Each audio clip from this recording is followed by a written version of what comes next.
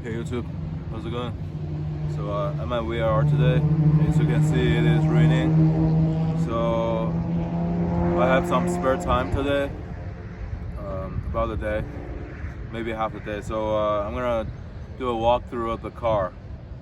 So the video will be a one take, and I might be breaking up a little bit, and then I'm gonna switch up the camera angle.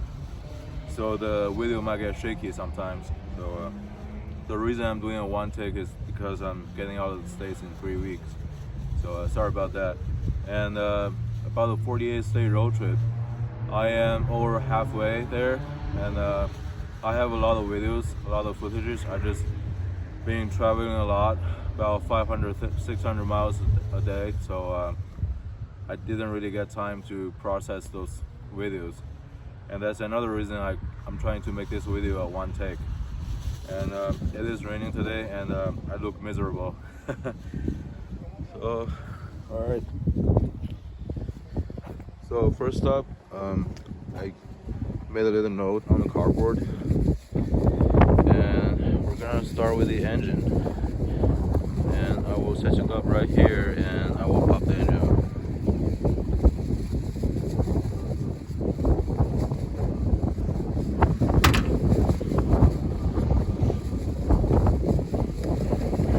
What I really meant is popping the hood up.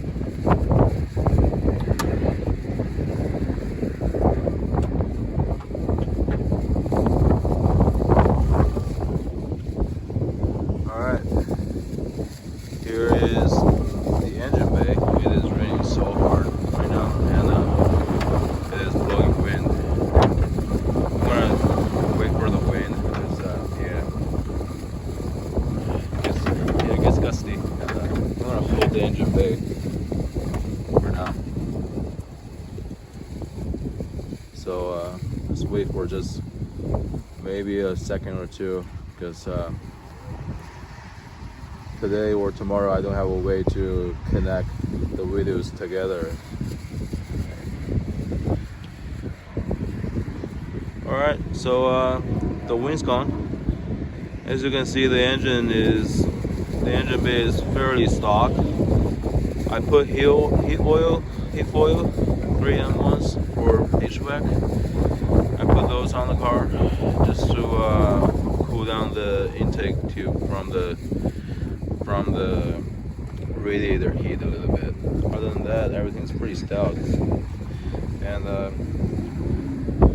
everyone asked me about maybe what kind of engine issue I had with this car. I did have one. It's a really minor one, and let me take you here. So as you can see, the valve cover is plastic, and the valve cover gasket blew up once, I think last year, and I fixed it.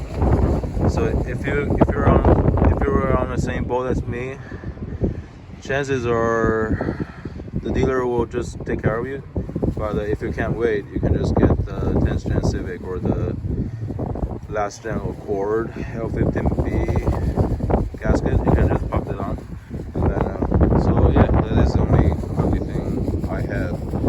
And again, the engine is stock. It has a Honda tune on it. Honda declared 250 horsepower and 250 torque. I dynoed it on another dyno. It made 205 wheel horsepower and 220 peak torque. So it is pretty healthy, and on a big track a little bit underpowered. On a big track like today we are, but on a small technical track it is more than enough to get you going. So other than that, there's nothing else in the engine. Maybe the coilover a little bit, so we'll cover that later. And I have brake fluid change as well. That's another question I get asked a lot. So today I'm running Castro SRF racing brake fluid. It's a very high oil and brake fluid, and usually I ran Moto RBF 660s. That is another racing brake fluid. I had really good luck with that one. So if you're looking to get brake fluid. Those two are the ones to get. And engine oil. I have Redline 5W30 in this car.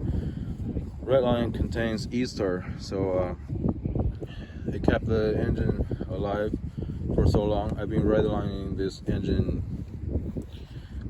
pretty much since the first day of ownership, so it's still going pretty strong, other than the valve cover gasket.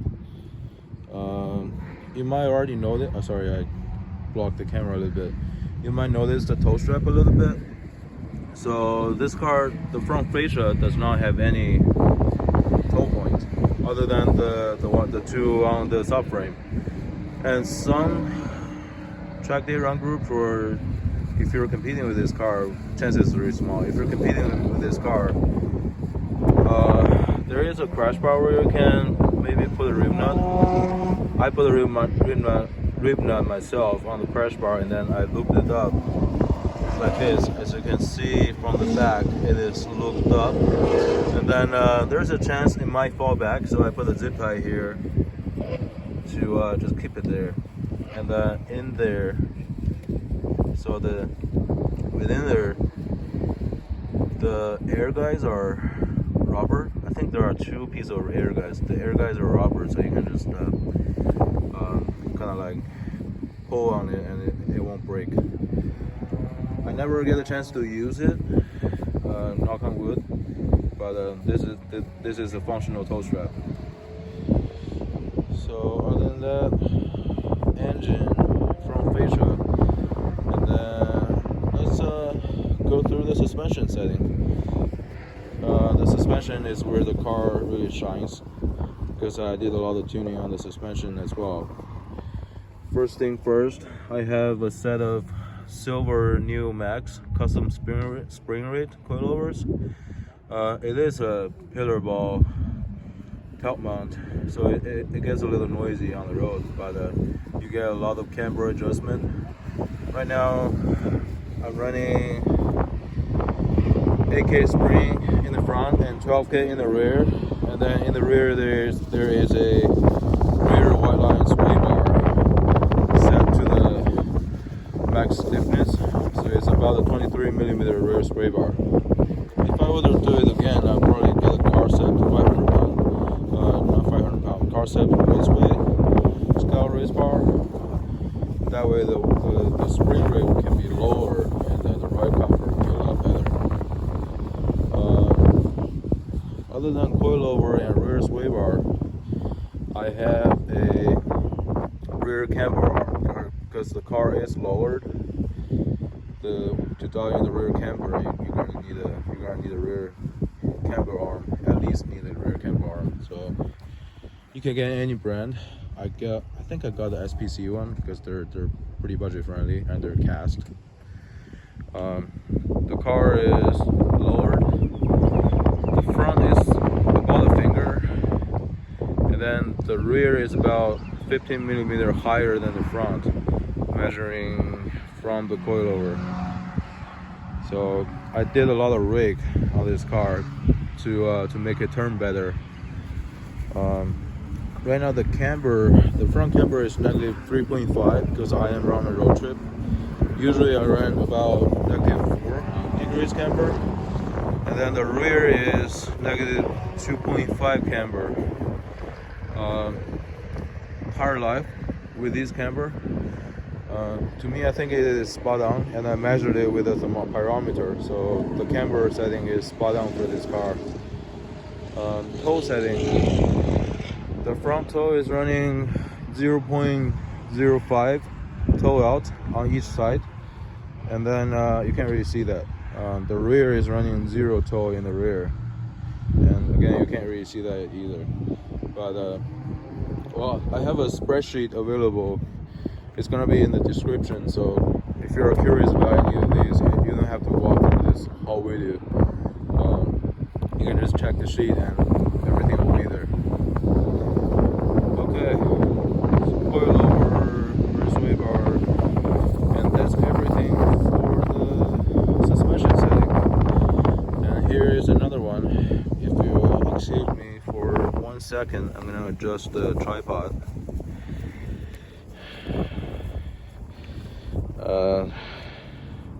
You might want to turn the screen away a little bit because it's gonna get shaky.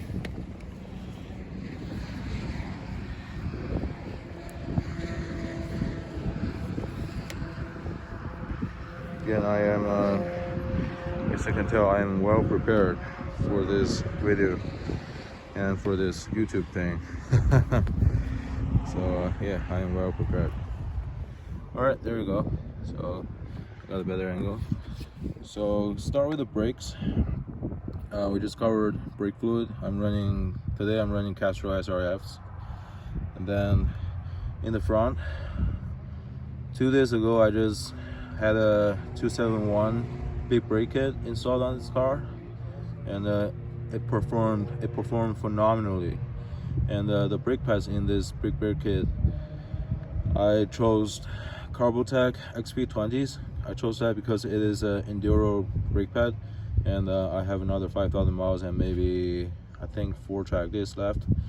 Counting VIR is about 6 track days with this big brake kit. So I definitely want the brakes dialed in so I can run the track safely. For the other half of the road trip, 5,000 miles, I ran out of stock brakes, and they did not hold well. I used 2 setup. Just 1 sec. So they're making announcements. 7 to 8 minutes from now, protocol for blue. So the first half of the road trip, I used the stock brakes, and then I used 2 set of front brake pads, and then 5 brake rotors. So one of the rotors were defect rotors, but the other 4 were regular rotors from Rock Auto, and they did not hold, and eventually all of them cracked. So it is not great. And since I'm running high-speed tracks from now on, like VIR and Coda, and there will be another couple ones. I really needed a big brake kit. So now the car is really dialed. As for the rear, let me get you to the rear. The rear is just stock. The rear has stock brake pads. Stock calipers with, I think right now is Hawk HP Plus. It is not the best combination for this car, but I do need the enduro pad for the front.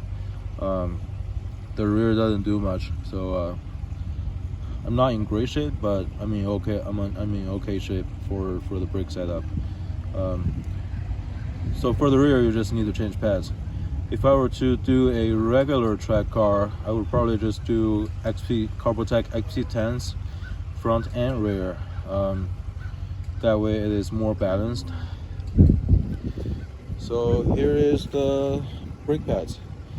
I made note about it. So for this car's whole lifespan, from the OE caliper, I used 3 sets of OE calipers. If you're planning to do like more than 5 track days with this car a year, I highly recommend you to get a set of big brake kit, because I ran like 5-6 sets of race pads, and then 3 sets of calipers and countless of rotors. They were about the same cost as this big brake kit. I could have just saved so much, like $2 grand, just buying this big brake kit. It is some upfront cost, but yeah, it is a lot safer, and that's the correct way to do it. And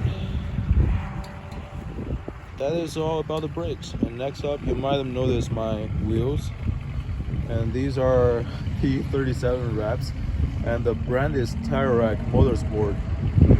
So these are Takeoff Motorsport C4s. And the reason I got these is not because I like T37, it's because they're on discount. They're on sale, so it's like $185 a pop. And it has a lot of sorry about the announcement. The track is making an announcement. So these are TRM C4s, And as you can see, it has a lot of clearance for the big brake kit, and I really like it. And they are really light. The only downside is that these are gravity cast rather than forged. But for 185 apiece, you can't complain. And then, as you can see, this is a show car, so it has a ton of brake dust on it. Yeah, this is a show car. Yeah, tell me about it. And if you're looking to get wheels and tires, Tire Rack is the place to go. And if you're looking to get some aggressive fitment for the a little bit aggressive fitment for this car on Tire Rack, so just search Tesla Model 3, and then mostly all of the 8-inch and 8.5-inch Tesla Model 3 aftermarket wheels will fit on this car perfectly. So yeah, don't take my word for it, but try it yourself. And that is about all of it for the exterior and the engine. So yeah, the next up, the camera will get shaky again a little bit because I'm gonna get you a tour to the interior of the car. So, interior of the car. First off, sorry about that. Let me alright, close your eyes again. Let me adjust the camera again. So close your eyes.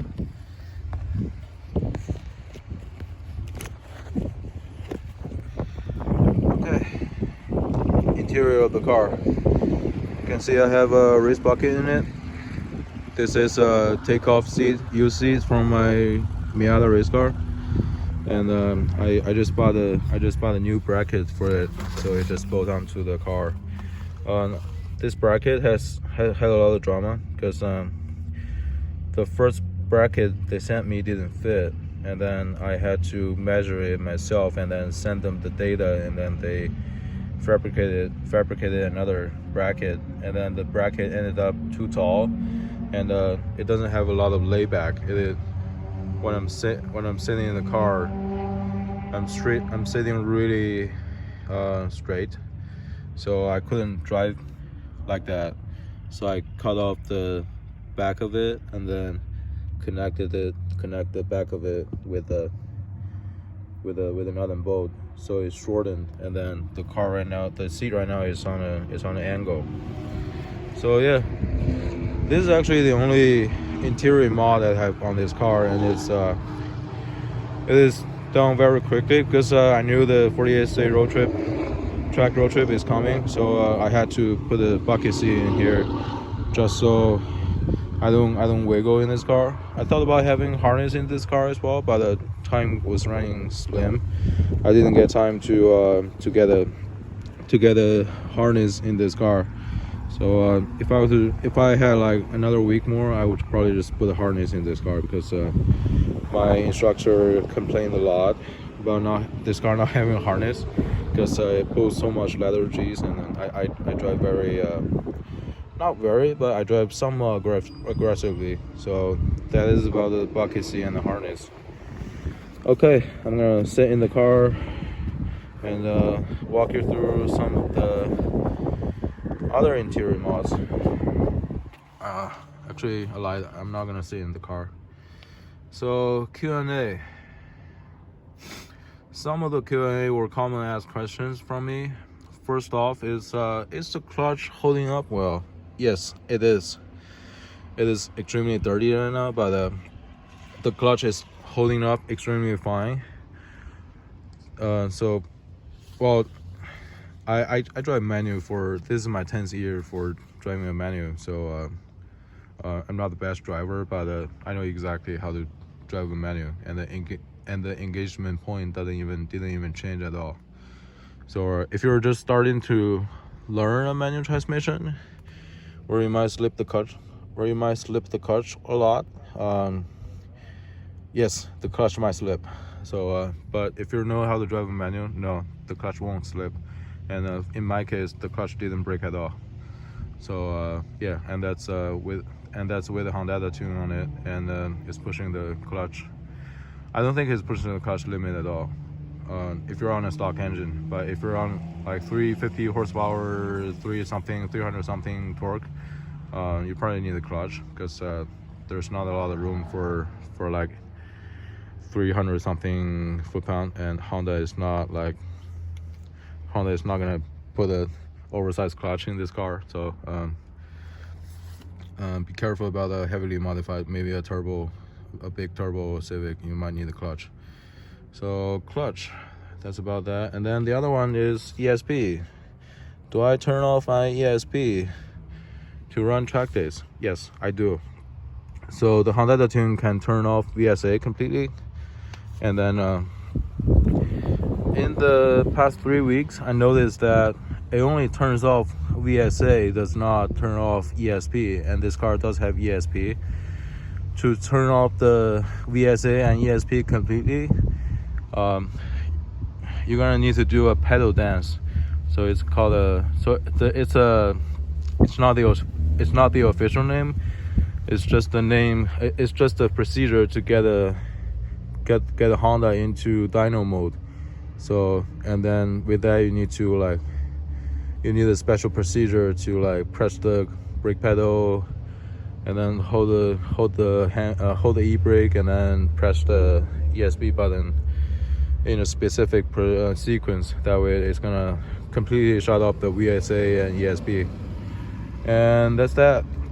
All right, next question: phone mount and GoPro mount. So for a GoPro mount,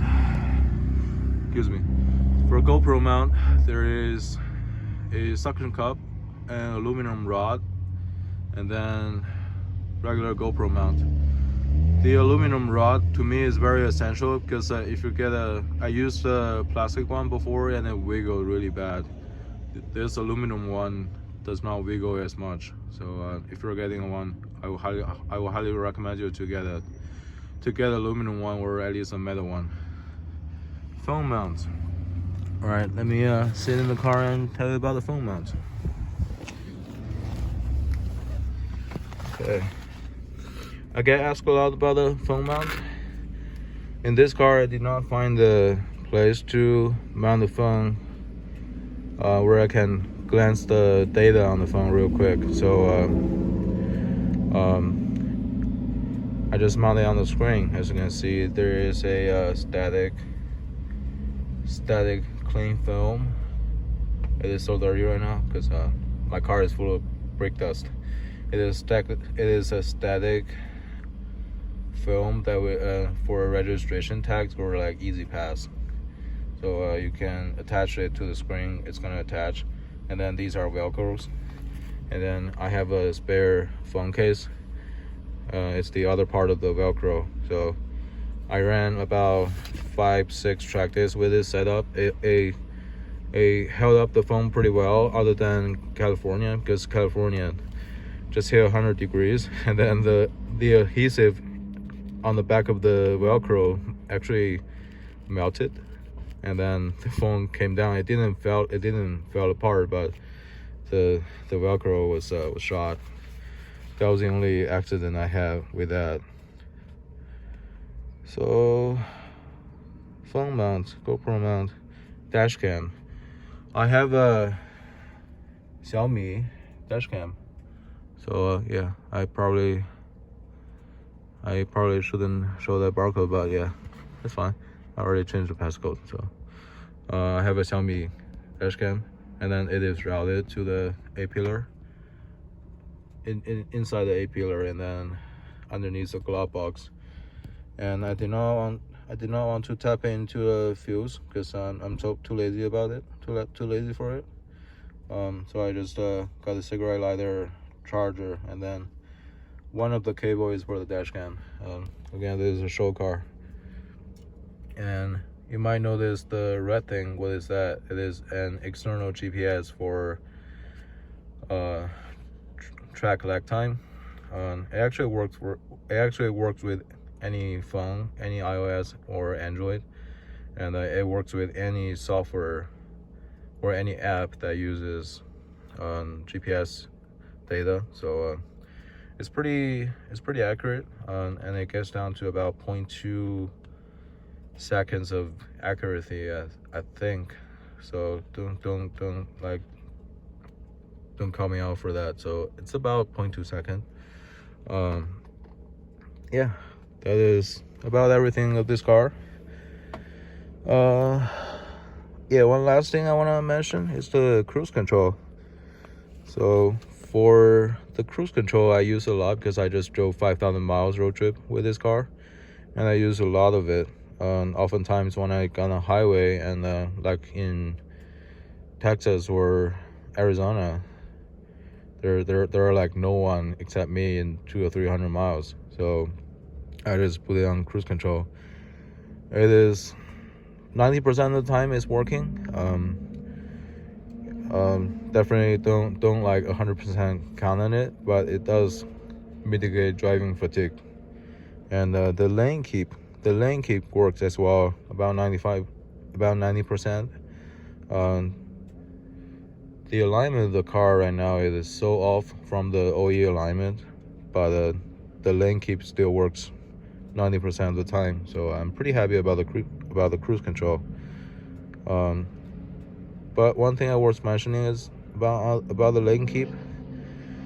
So whenever on the highway there is a lot of epoxy strips, it might read fault. So it might have faulty reading, where whenever like some of the white lines, they were just freshly painted and some car drove on it and it has like dots connecting to other places. Definitely be careful about that, because the car would jerk, and it jerked on me probably 2-3 times. So don't 100% count on it, but it is useful indeed. So if you're watching all the way to here, I appreciate you watching, and I hope it is entertaining, and I hope the camera switch over didn't shake you too much, because I do need this video to be one take. So thank you for watching, and I'll see you next time.